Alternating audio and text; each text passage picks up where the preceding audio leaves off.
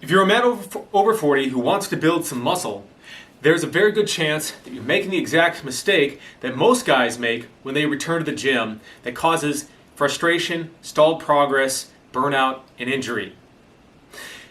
We all know that if we want to build muscle and strength, we've got to hit the weights. That's not the problem.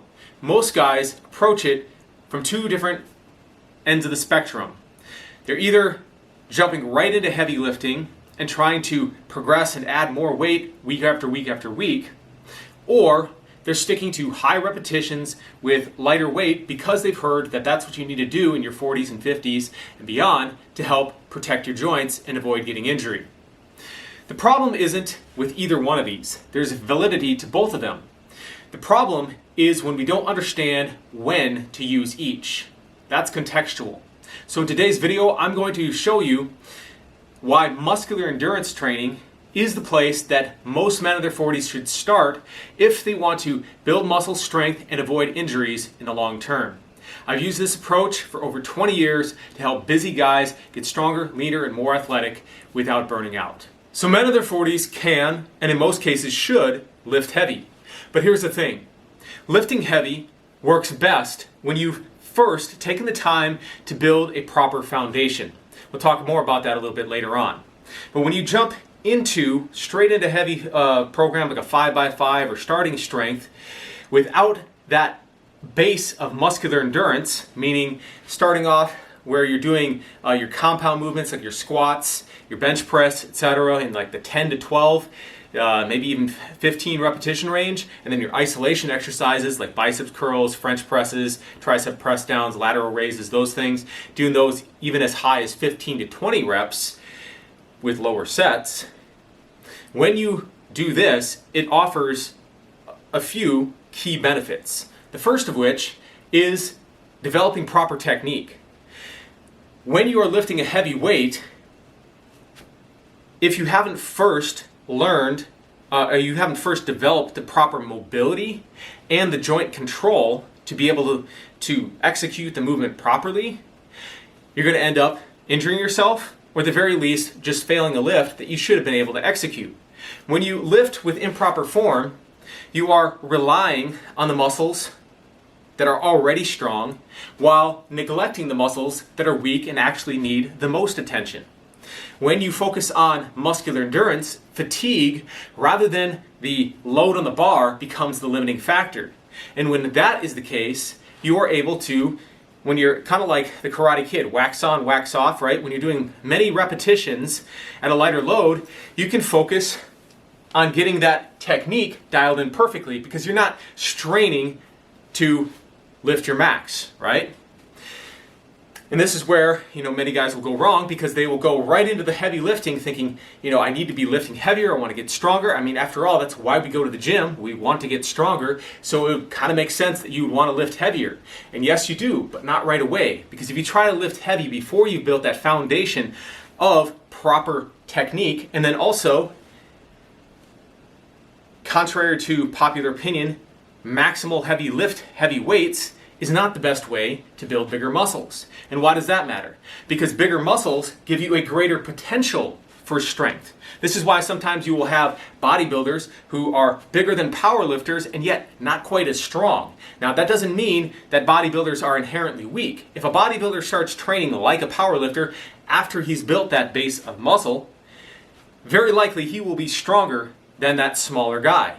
It's just that he doesn't train for maximal strength. He trains for size, that's why he's bigger, but not quite as strong. But he may have a bigger strength potential up to a certain point, but that's a topic of a different video, by having bigger muscles. And this is why prefacing that you go in stages, right? We start with the endurance first, then we go to the hypertrophy or bodybuilding sort of phases, then we go to strength, and finally speed, power, and agility. And when you go in this way, that is what allows you to stay strong and resilient long term.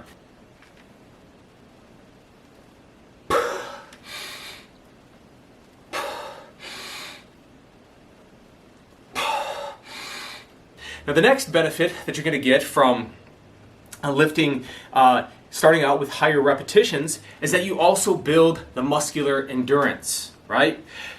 We typically think about endurance as being like long distance cycling, running, those kind of things, right? And yes, you're building a lot of endurance in the leg muscles when you're running, right?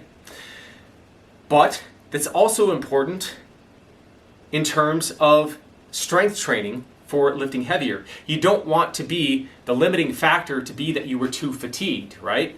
If you don't have at least a baseline, and I would say muscular endurance as well as cardiovascular endurance, right? You should have a minimal level of cardiovascular fitness, even if all you care about is just lifting super heavy weights, right? And minimal level means you're doing maybe 120 to, like doing 2 to 3 hours of low to moderate intensity cardiovascular exercise. That could look like you're walking most of the days, and then maybe throwing in 20 to 30 minutes of jogging or cycling or something like that, where you get your heart rate up. So maybe you're running or cycling.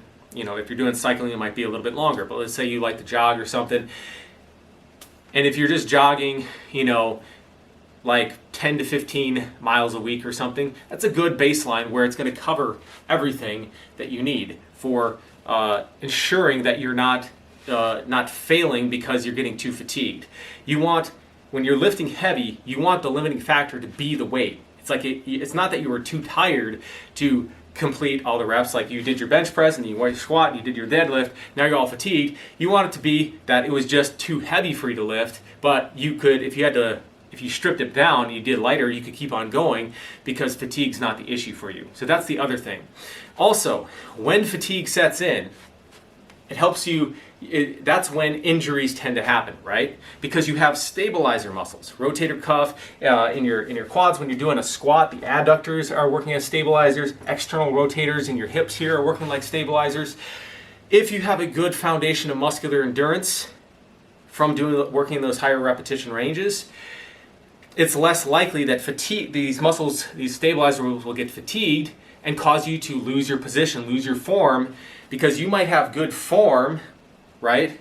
But then you load up with a heavy weight, you start getting tired or something because you don't have enough endurance, and now the form starts breaking down. If you've played basketball or you played other team sports, you know that towards the end of the game, the people who you could have a team that's very skillful at playing the game, but if their physical fitness level, if their cardiovascular fitness isn't good enough, towards the end of the game, their arms are too heavy to be able to coordinate and get those shots falling. So even though they have a great amount of skill, they don't have the level of fitness to support their skill level. And so that's how that factors in here in the aspect of lifting, making sure that your form doesn't break down when you get tired. So then the last piece here is having to do with injuries as well. It's because, and it has to do with your tendons and your ligaments or the joint integrity, right? So tendons and ligaments are your connective tissues. They are what transfer the force from your muscles to the bones, to the joints, to make them move, to produce the movement, right?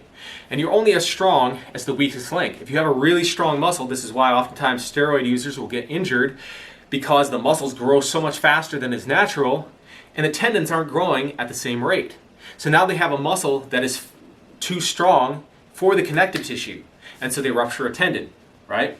So one of the benefits of starting with a slower ramp-up period where you work on the foundation, building the endurance, building the technique, is you allow enough time that by the time you get to the super heavy weights, those tendons and ligaments have had enough time to get strong enough to support what you are doing.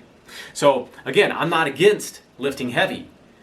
It's not that you have to baby yourself just because you're 40, 50, 60 years old. It means that if it's been a while since you've been in the gym, you need to ramp up slowly, especially after 40, because our tendons and ligaments have less elastic properties, and they're going to adapt even slower than a younger guy. Younger guys should probably follow this approach as well. The difference is they can get away with it a little bit because they bounce back faster, right? Their recovery processes are faster than us guys who are in their 40s, 50s, 60s, etc. Now, the last piece that I want to cover in this video is the specifics of how different gym goals or different workout goals, strength training goals, are actually developed and expressed based upon the joint angles, right? So maximum strength, right, is expressed most optimally through 90-degree joint angles, right? This is why, like with a power lifter, as long as, like, I think you have to have your hip crease go down below the top of your knee, right? But for all intents and purposes, you're getting down to about 90 degrees. Whereas with a bodybuilder, they're going to try to go down as deep as they can without compromising their form, right? So going all the way down, that's where the term, ass to grass in the term, right? Your butt all the way down to the grass, all the way down to the ground, to the floor, right? Getting that full range of motion, because the full range of motion is actually what helps to drive more hypertrophy, more growth in the muscle. And so when you alternate back and forth between higher repetitions or moderate repetitions and then go focus on the heavy stuff, you're getting the stimulus to build more muscle by doing these full range of motion things, because you're not focusing primarily on how much weight you can lift. You're focusing on getting that full range of motion. How does it feel moving through that range of motion, right? And then you go through cycles where you go and you lift heavier. And by going back and forth between these, you're optimizing your long-term both muscular and strength performance, because they're both interlinked together. A larger muscle will help you lift more weight, and lifting more weight will in turn help you to build bigger muscles. It's this feedback loop, right? So as long as you're balancing these things out, you're going to be good. So here's the key take home of the video, is that heavy lifting reveals what weaknesses you have, right? If you have mobility issues, you don't have enough mobility in your ankles, in your knees, your hips, shoulders, or whatever when you're doing stuff, it's going to show up right away when you start pushing yourself to the max, right? So that heavy lifting is going to reveal the weaknesses that you have, while the muscular endurance training, the mobility work, in fact, one of the best ways is to build mobility is not by doing a bunch of foam rolling stuff on the ground. That can feel good and to help you to remove, waste products from the muscles and stuff a little bit faster. But literally the best way to build mobility is literally do the exercises with a load that doesn't make it so that you you can't control the load, you can't control the weight, right? Do the exercises with lower loads, higher repetitions, focus on the technique, focus on the form, and work on really earning that range of motion, that mobility, so that when you do start lifting heavy, you're at less risk of injury. You're actually hitting the muscles that exercise is designed to work. All right, guys, in next week's video, I'm going to be talking about how a hybrid approach to strength training helps you to avoid getting injured long term, helps you to stay in the game long term, helps you to continue training hard past your 40s, through your 50s, your 60s, and reduce your risk of injury, right? Because as guys, if you like the weight room, if you like working out and stuff, the last thing you want to hear is, you're washed up, you're old, here, go do some, age-appropriate exercises. These are just kind of like maintenance thing, right? And there may come a day when that's the case of what you have to do, but 40 is a long ways away from that. Do you need to have a more strategic approach to your training? Absolutely. And that's what I'm going to be showing you in next week's video. All right, guys, that's all I've got for you today. But before we part ways, if you're a guy over 40 who wants to continue training hard without feeling beat down all the time, go ahead and hit subscribe. This is the channel where I share advice on how to build muscle, strength, and athleticism without running yourself into the ground after 40. And if you got value from this video, go ahead and do your brothers a favor, hit that like button so more guys just like you can find it and start training smarter after 40 as well.